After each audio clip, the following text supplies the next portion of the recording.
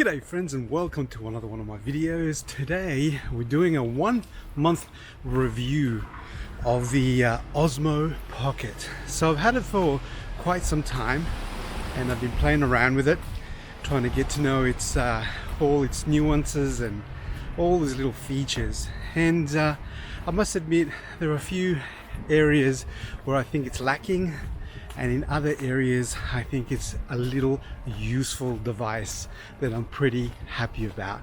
So if you want to have my take on what it's like to own an Osmo for a period of time, well then stick around.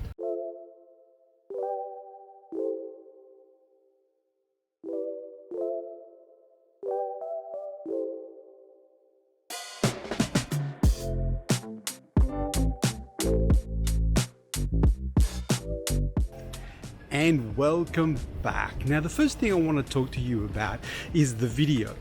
Now this little device can do up to 4K video, which is pretty amazing for such a small device and such a small sensor.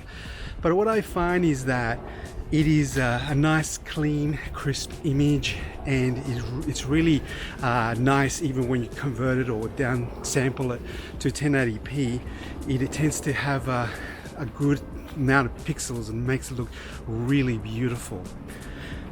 With the HDR, it also does a pretty good job. As you can see, I'm coming in and out of light. I've got a grey sky behind me, and it's pretty good from that perspective because it really adjusts quite quickly, and you almost certainly get good video every time that you're actually shifting between light sources. So it's pretty good. So I'm happy from that perspective.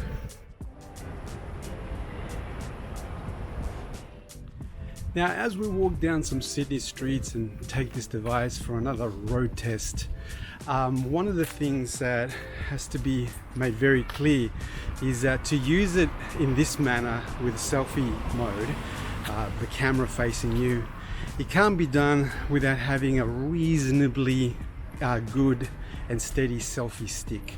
Now, the difference between my hand and the camera is about a meter, and that is probably the best distance so you don't get too close to the subject or myself. And without the selfie stick, really for my selfie purposes, it's not really that good. So you really need a selfie stick if you want to record yourself talking into the camera just like this. The other thing that I'm pretty happy with is the modes that it comes with. So you've got like a first person view, which holds the camera nice and steady and sort of hands depending on how you sort of look and feel hold it, which is pretty good. It also has, the pan lock, so it just sort of doesn't move around if you're kind of tilting from side to side. That's really helpful. And you get a good selection. So the stabilization is wonderful. As you can see, it's doing a pretty good job to keep me in the frame. And even if I do a little bit of a jog, it obviously does help a lot, to actually stabilize it. And I'm pretty content that it does a really good job from that perspective. I've been using this particular device to film a lot of B-roll and obviously in 4K and even slow motion. It does quite a good job, and I'm pretty happy with it so far for that type of purposes. So from the video perspective, for such a small device, it actually does a really good job. One of the things with the slow-mo, it tends to crop way too much, so it's very hard to do sort of a slow-mo Peter McKinnon sort of look at me in slow motion, because you need a ridiculously long selfie stick to do that. So unless someone else is filming you, sorry guys, no slow-mo selfie, sorry.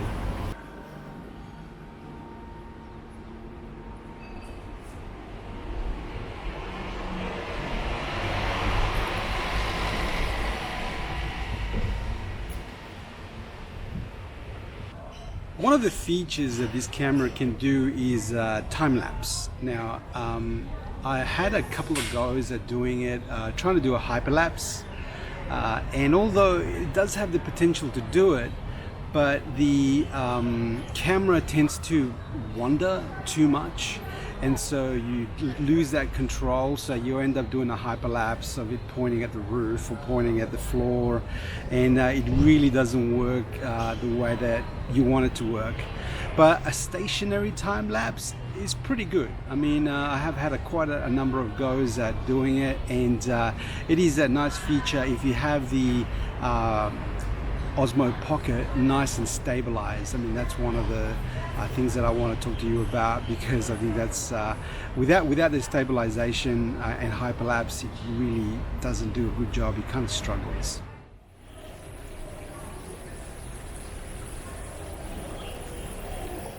Now, the audio on this device is pretty good, and sometimes I think maybe too good. It has a couple of sensors or a couple of microphones, one pointing at you and then one pointing down, and it picks up good, loud, quality sound.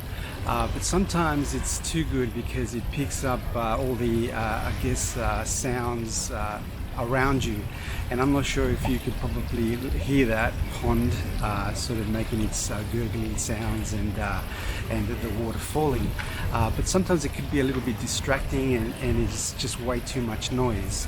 Now, one of the actual accessories that's soon to be released is a USB-C to audio dongle, which you plug at the bottom of the actual device, and you can attach an external microphone. And I'm really waiting for that, because I think probably the way I'm going to use it later is plug in like a lapel mic to it, and then just sort of talk here. Hopefully that'll cut down some of the atmospheric sounds, and then focus your voice a little bit more on you as opposed to everything else. Oh, and about the sound, before I forget, if you're not going to be using your iPhone connected to this particular device, I swear that was the fountain and not me. But if you're not going to be using this device connected to your iPhone, it's very hard to actually monitor the sound, so you won't know what the sound turned out like until you get home, because obviously it doesn't have an audio jack or a microphone, so you can't hear yourself. You can only see or review the video, but you can't hear it. So that's another downfall from the sound perspective.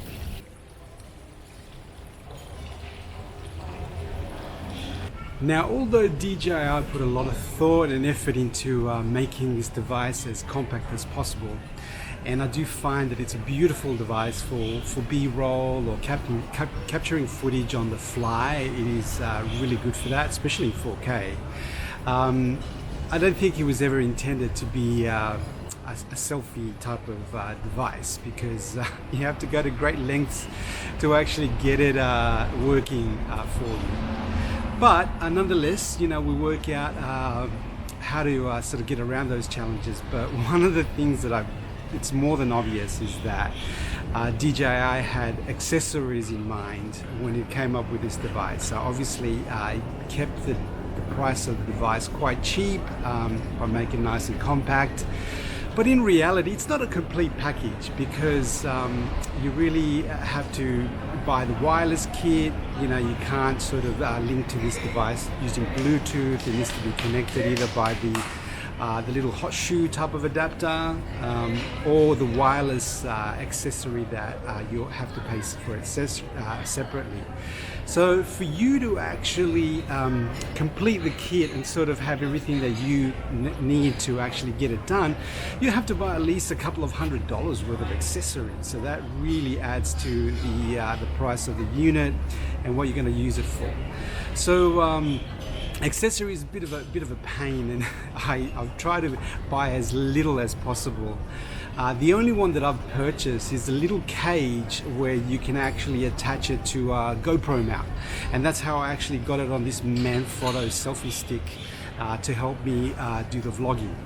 So accessories, a bit of a downside. Maybe the next version will have a lot of these sort of things included, and I'm happy to pay a little bit extra. I mean, the stabilization and the 4K quality alone is worth the price, but maybe a few more inbuilt features would be really good for next time.